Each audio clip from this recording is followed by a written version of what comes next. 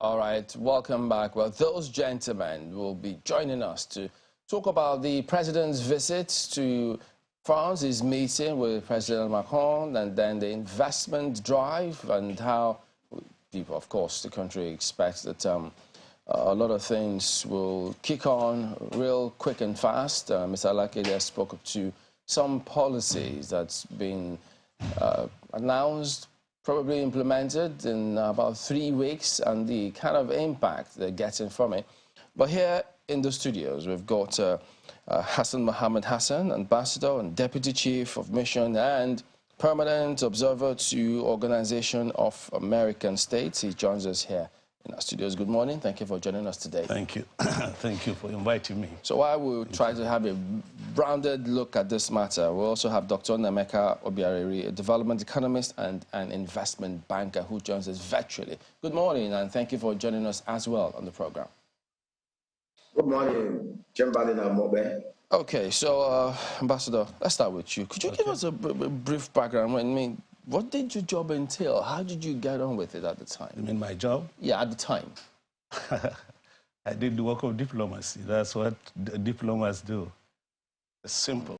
Okay. Yes. So now that, Sorry. perhaps with this visit of the president to France, looking at it from a distance, of course, people expect different things. Yes, there's a diplomacy angle to it. There's a business, investment drive perspective to it, and several other perspectives. So from your perspective, when these kinds of visits happen, for those who think, of course, the country should benefit, diplomatically or not, but it should translate to some sort of economic benefit to the country, what should they expect? How does it play out usually? How it will play out is very simple. We are experiencing global meltdown in terms of economy, security, the aftermath of COVID-19, and so many others. And the world system is kind of skewed to favor certain parts of the globe, and others are suffering. And at Sharm el-Sheikh last year, many people started talking, and Macron gave an idea that he will sponsor a global compact, that is, countries that are relatively poor and countries that are abjectly poor, together with the countries that are industrially buoyant. They are indigenous of this globe, and their interactions among themselves produce what we call the world economy. So if one side is not getting the good aspect of the world economy, then there will be a problem. And that is exactly what the world is facing now. So he came up with a strategy called the Global Compact. And this Global Compact is aimed basically to,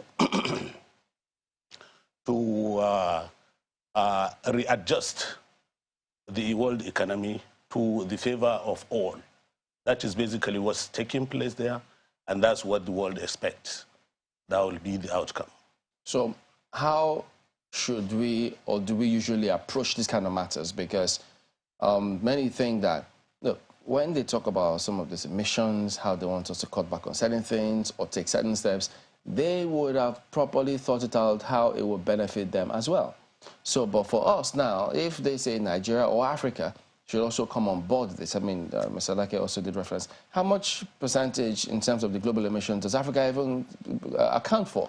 Very little. So should we really focus that much, no matter how they tell us, well, you will get this, or we won't fund some of your projects if you don't have this global emission or green component into it? How should we approach it? That's the problem with the global West. Africa, I think, produces only 5% of the world carbon emission. And they tend to load it over us. That is, when an issue comes up, they they tend. I'm sorry. They tend to push the backside of the deal on us. And when you look at the world financial system, borrowing, basically the international financial system allows countries to borrow at a certain interest rate. And the developing countries, mostly the range is higher to the developed countries. Is it deliberate? Yeah, it's deliberate because they own the World Bank, they own everything. So they don't want to stifle us by that? So stifling us is the issue now because we are not in a position to function. So if you have a car for sale and you are buoyant, you want to sell it elsewhere, those buyers of yours don't have the money, what do? So you give them money to augment themselves and also for you to be able to sell your products. So these are the basic things.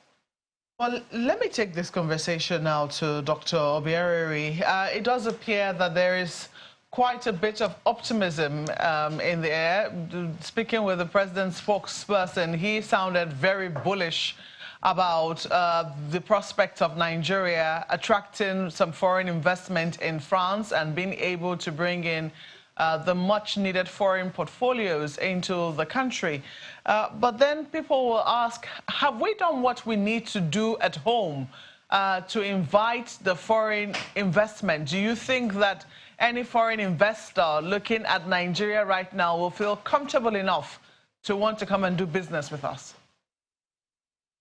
There is no discerning foreign investor who identifies risk and return and look globally at what is happening in Nigeria, that we want to step into Nigeria because Mr. President visited France and pleaded with them to come. Just like rightly pointed out, we need to put our house to order.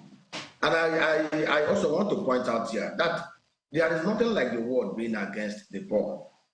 You know, cost of fund anywhere in the world is determined by risk return analysis. The guest speaker at your studio mentioned the fact that the cost of funding lending to Africa or to Nigeria is more expensive than that of Europe. Yes, it is more expensive because any design investor must factor in his risk, must analyze the risk, look at the mitigant factors, and then price his cost to that risk based on his return. Look at Nigeria today. Why would an investor come to Nigeria based on what is happening here? There are identified parameters that make an investment destination attractive for any investor. One, there must be security of lives and properties. Here in Nigeria, as currently, we are the second most terrorized country in the whole world and the most terrorized in Africa. Insecurity everywhere.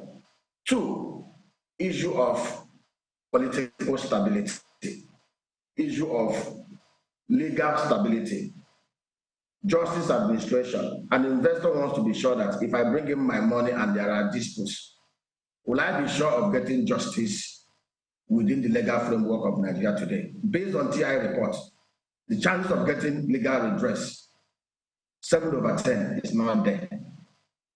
The other issue is the issue of forex stability.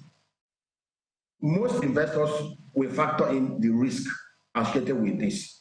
I take us back. Singapore, as of 1965, was at a worse position than Nigeria. The same thing for Malaysia, the same thing for UAE. If you look at the exchange rate of the dirham to the US dollar, over the last 50 years, it has been stable, hovering around 3.65 to 3.67. But over the last 15, 20 years, the exchange rate between the dollar and the naira had been very unstable. From 1993 to 2007, it moved at 8 naira. From 2007 to 2015, it lost 78 naira. Then look at this. From 2015 to 2023, the naira lost 551 naira to the dollar, which is atrocious, the worst performing currency in the whole world. And look at what's happening in the forex market now. We've liberalized the forex market, which is very good policy step. But we've never taken steps to shore up the supply side. Today in the market, there is so much instability. Today, it is trading at 762 naira per dollar. The next minute is at 815. Such instability gives cause for worry to a global investor. But like I said, it's good to make good policy pronouncement. It's good to be optimistic, but we must have to put our house in order. For us to attract any credible foreign investor, we must first of all take very good steps. The global investor need to see the new government putting in place very good decentralized security architecture to ensure that there is security of life and property in Nigeria. And many have advocated for us to put security in place in Nigeria. We must decentralize our security architecture. Encourage security to go down to the municipal level, to the local government level, to the communities. What we have today, our current security architecture cannot guarantee security of lives and properties. Well, Dr. Obiarari, if I may come in, you know, some people will say that security has been on the front burner for us for quite a while now. I still recall that during 2014, when Nigeria hosted the World Economic Forum for Africa, right here in Abuja, security was on the front burner. As a matter of fact, bombs were still going off, and you know, right, middle, left, center at that time. You know, it has not been brought to this level of control then. But we were told that at that particular summit, that the higher the risk, the greater the returns. That's what we were told. And that oftentimes, yes, investors will do their risk analysis, but they still know that they still know where they're able to get, you know, a remarkable return on investment. So can we really say that we can eliminate, you know, security as a concern before we can attract foreign investors? Aren't there other parameters that, you know, investors will be looking to see? For instance, this issue of the floating of the naira. The idea is supposed to be that, you know, now that they know that government control over it is, you know, at a minimum, that they know that they can bring in their currency and take it out when it is they need to. Let's address the issue of insecurity.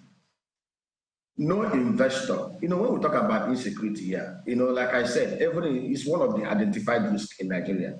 Like you said, an investor will first of all do his risk analysis to identify whether it is, you know, the returns are coming to risk. I'll give you an example. Look at Gino Food. Gino Food came into Nigeria with a bold and audacious plan to go into tomato puree, and they went into backward integration. They went to Kebbi, work with the communities, acquire over 10,000, 15,000 hectares of tomato upstream. Gino Food had a plan to invest between $200 million to $1 billion over the next 10 years. Gino facilities were attacked by bandits. They were very lucky to extract their expatriates from that place.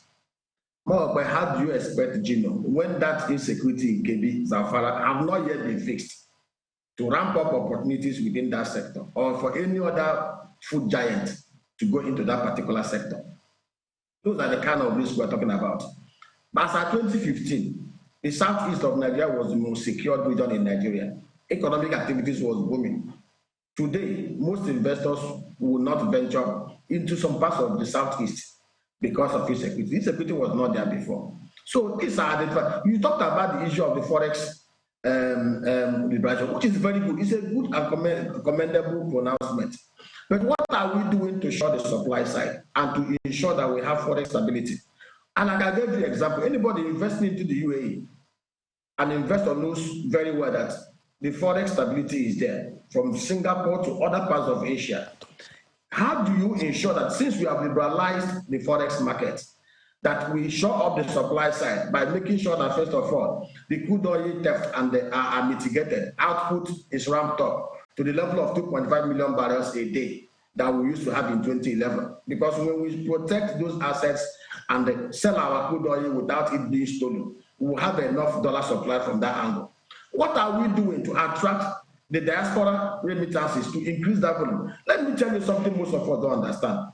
The average diaspora inflow of $25 billion into Nigeria are just chicken change of most investors offshore. If we put in place program, the Central Bank of Nigeria should drive it and allow commercial banks to produce instruments that can allow Nigerians inflow their dollars at a higher rate in their DOM accounts. Programs that will attract them to bring in their money. Yeah, I thought that is already in place, because there was that announcement by the government concerning the your access to your DOM account in the region of $10,000 per day. So I thought that should address this concern that you have raised. Isn't that the case? I'm saying is, yes, you can move your money out. Like I said, for us to have forex stability, remember that the value of any currency is determined by the demand of supply and the force of demand and supply. To show up the supply side, that is what I'm talking about. For us to maintain forex stability and stop the panic that is in the market, we must give confidence to investors to bring in their monies. Like I said, diaspora remittances can be enhanced. And how do you enhance diaspora remittances? The commercial bank should be encouraged to develop products that can pay at least up to 6 to 5% on those diaspora remittances. And again, to protect the corrupt pressure on the supply side, most banks now are floating Amex, American Express cards. It will shock you to know that most people that will acquire those American Express cards be politicians who use it to launder money. Central Bank of Nigeria must be very proactive, must be up to scratch to ensure that while we encourage inflows into Nigeria, we must take very proactive measures to stop the 60% demand pressure on the dollar based on corruption and all right. the rest of them. So, Ambassador, don't worry. My colleagues have questions for you from Lagos as well as Dr. Biari. So, guys, go ahead. Yes, thank you, Chamberlain. Coming off the back of Mark's question about, the concern about what we should be doing at home, but yet again, let's tie this with, the need for investment in Nigeria and, in fact, in other African countries amid current realities. The removal of fuel subsidy, even in Kenya and in Angola, you find that taxes on petrol are increasing as well. But are we doing what we need to do at home, particularly when you, also recall the concern from the Debt Management Office that, there should be a caution on loans. So what are those, pitfalls that Nigeria should be wary of in negotiations with, the international community for foreign direct investment? Ambassador, that's for you. Okay. Thank you very much. The nitty-gritties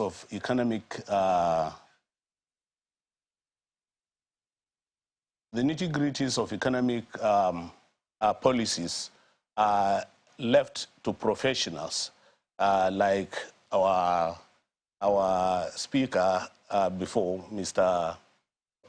Dr. Obiari, who seemed to be more of a financial man. But when it comes to governance, it takes a lot more than what he's saying. Of course, there are economic, security issues, but like Mope said, the security issues in 2013, 2014 were more than what obtains now. So we can say that the government is taking very positive steps to improve the situation. That is one. Two, the local environment. Who are those causing all these problems for ourselves? We are Nigerians ready to do anything to get a small pittance to make ourselves feel big in the local community. So we have to embark on so many things. So when we talk of governance, you have to take almost every gamut of the negativities and the positivities of society and address the issue. And that is what the international community is doing. The international community is well aware of what's happening in Nigeria, well aware of what's happening in Africa, yet they have come up with a global pact to address the problems confronting the world. So through this approach and through some kind of policies, pacifying the people, addressing the issues, you can eventually have solutions. But it is a long-term approach. It's not like you put Naira today, you get 2 Naira tomorrow. No. Some policies have long-term effect. But Ambassador. And once... Shouldn't we be wary of some of those terms and conditions that accompany, the foreign direct investment. Some countries would not accept investments in critical national assets, but Nigeria opens itself up to, investment wholesale, that also comes with some of those concerns, i.e. the Chinese loans in very critical sectors like our transport sector. So what are some of those terms and conditions that we should be wary of amid, dealing with such a huge debt burden? You talked of Chinese loans. Is she on? Go ahead, go ahead. Okay. Thank you. You spoke of Chinese loans and some unfavorable conditions maybe being imposed on us or we get it wholesale. When you look at it, Nigeria didn't start today. Nigeria has been a country of over 60 years old. And those that ruled us during colonial period, up till this time, we have dealt with their economic policies. We have dealt with so many things, and they don't seem to have headway. And when you look at it, we want to try other areas. And with the background knowledge of what obtains with the Western world, why don't we try other sources, and we'll come up with an approach or with a policy that will suit our requirements. What I find difficult about Nigerians is they don't believe in themselves, unfortunately, especially our elites. We believe everything coming from the West, and every foreign thing, be it from Chinese or from the West or the East, they are better than Nigeria, than Nigerian products, Nigerian ideas, Nigerian. But look at it. Today we are talking of Nigerians leaving this country. I want to take one sector: Nigerian doctors, Nigerian nurses, the health sector. They are moving out. Yet we keep criticizing that Nigeria is this, Nigeria is that. If those people don't see these people worthy of employing in their system, will they take them? I doubt it very much. So we have certain areas that we are good. A number of people will still ask you the question, the people who are jetting out, it's not really an entirely bad thing if we're going to quote the words of Bill Gates, who spoke not too long ago. But then saying that people are leaving the country, one of the issues a number of them will raise with you is that what they study they can't practice because the infrastructure that the government is supposed to put in place, they haven't really put them in place. But that's perhaps another conversation for another day.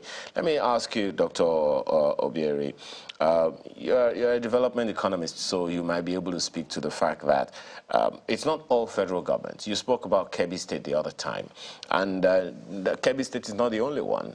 That might be just one of those issues that we didn't quite get right. We understand that Kaduna State invited some foreign investors to set up a dairy system in the state, which the former governor, El-Rufai, was very proud that he's still up and running. Perhaps that speaks to me about the partnership of the federal government with the states in the area of inviting foreigners to come and invest in the country. The Presidential Enabling Business Environment Council, has been doing a lot of work. However, it is in the states that the investors are going to reside, have their businesses and all.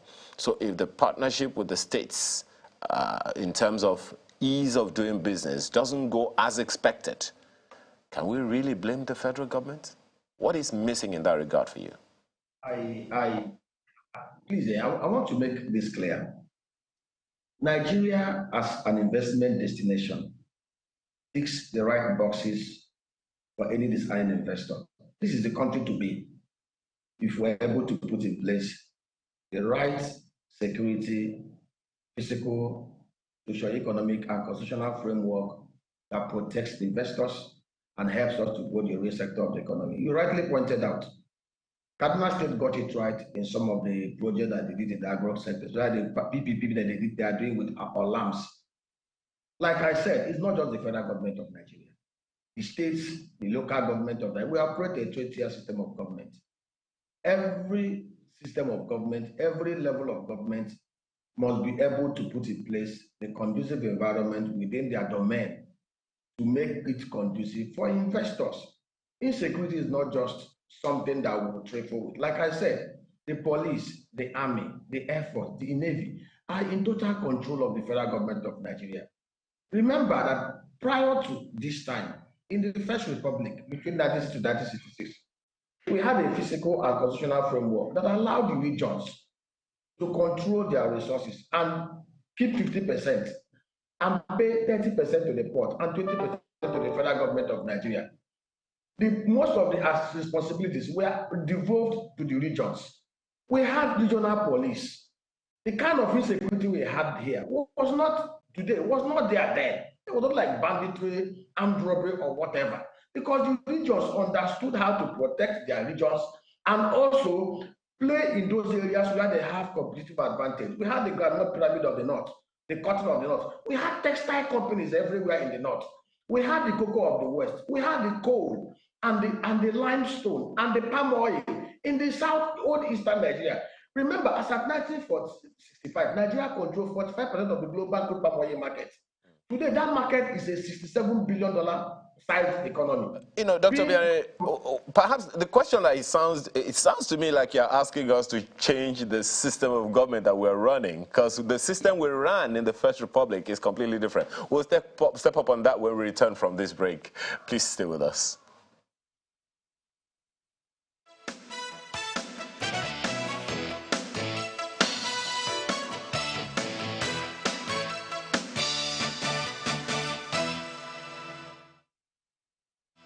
Thank you for staying with us. Ambassador Hassan, one of the things that enables governors, this one is for Ambassador in our Abuja studio, one of the things that a good number of people, that has become a standard in the world is digitization of the entire process. And we've been hearing from the federal government quarters for quite a while of plans to digitize the civil service operations, and that essentially to me speaks to the almost 1,500 ministries, departments, agencies, and corporations of the federal government. A situation where paper gets lost in transit, delays transactions, and consequently things aren't done as they should. It is a problem that a number of people have cited. How do you see that playing out real soon, in the face of the fact that the allegation that civil servants generally are opposed to digitization of their processes because it will eliminate a lot of human interference in the operations of governments? Thank you for that question. But I believe, I don't think civil servants are kicking against or are not happy with the process of digitization. The process of digitization, if I may recall, started over 15 years ago and is gradual and is a new thing. And most new things, people are really skeptical. But there are also, these are also fraught with some difficulties and manipulations. So you see, let's take it for example, the IPPS. That's the payment services where everything is digitized and seamless. That's what it's supposed to be. But only last week we heard that some people are manipulating and they are padding those salaries for a long time. They've been padding those salaries for a long time. So you see, all of these things need kind of a concerted approach. There is the need to let the civil service, let Nigerians as a whole, because the civil service is just a component of the Nigerian society. Almost everybody in the society needs to be educated, needs to be guided on certain issues, and government will come up with policies that will be conducive to that approach, and we'll have Nigeria that will be more better than what we have now. But to isolate the civil service, because it's not only the civil service, even the private sector, even a laborer on the field will want to shortchange the builder or something like that. So this is an ethical thing. If we get ethics right in the Nigerian society, there's nothing that will stop us, because Nigerians are viewed all over the world that they are very intelligent people, very smart people, and their smartness can be skewed towards the negative. So let's get people out of the negativity and come to the positive aspect. There we'll have our field day, and Nigerians will be respected all over the world. All right, gentlemen, as we wind down on this one, let me ask you, Dr. Obiareri, with this new Global Finance Pact Summit in France, and the theme there is building a new consensus for a more inclusive international financial system, which suggests certain persons have been excluded. How can Africa, I know you've highlighted some things that we need to do, how can Africa, and particularly Nigeria, benefit from this financial system that we're talking about here? Pointed out, Africa does not need to wait for the West to set an agenda for us to begin to rush after it. We have the African Union. If you look at the trade between African countries compared to what they are doing with the rest of the world, it's less than 5%. We have the African ACFA framework that have been put in place to smoothen inter-African trade. What leaders in Africa should do, and I thank institutions like the Afro-Exim, led by Benedict Orama, that have put in place, measures, financial instruments that can allow African nations to trade without recourse to the dollar. African nations must embrace themselves. The volume of inter-African trade must be at least 50%. If we can ramp it up to that level, and what are the things that we need to do? We need to bring the ease of doing business across the West African, Sub-Saharan African, and the rest of African frontier. We need to do link up of infrastructure. There was this idea of doing a rail project from Calabar all the way to cutting across the coastal waters to Lomé, passing Accra to the rest of West Africa. We also have the gas pipeline project, the Kekeba, that is being done to cut across and cover the rest of Africa. These are the kind of things we should be looking at, how we can partner together, how we can work together, how we can trade together without encumbrances. Make the ease of inter-African trade much better. Again, we also need to enhance security. Poverty is so rife in Africa, and the problem we have in Africa mostly is leadership failures. And leadership failures also has to do with the kind of electoral, malpractices we have in this place. Look at Singapore, look at Indonesia, look at Malaysia, look at those that started with us. In 1965, Nigeria was far ahead of this nation. Look at South Korea. The only thing we can do in Africa to help is to ensure that we improve on the processes. And electoral reform is very, very important. In Nigeria, we need to go back to the electoral reform report that was put together by Yar'Adua. We need to implement it holistically. When there is transparency in the electoral process that brings about the good leadership, it will dovetail to good governance.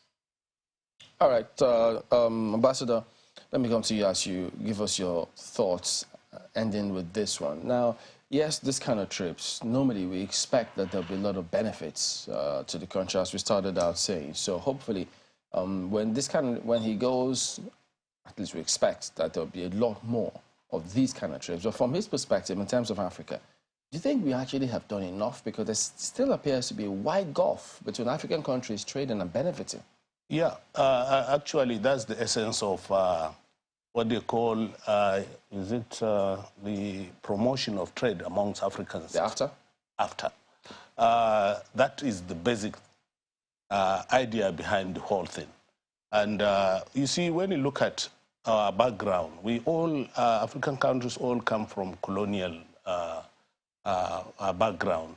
And most of these countries trade easier. The colonial masters had some kind of a model where they carry goods from their colonies to their metropolis.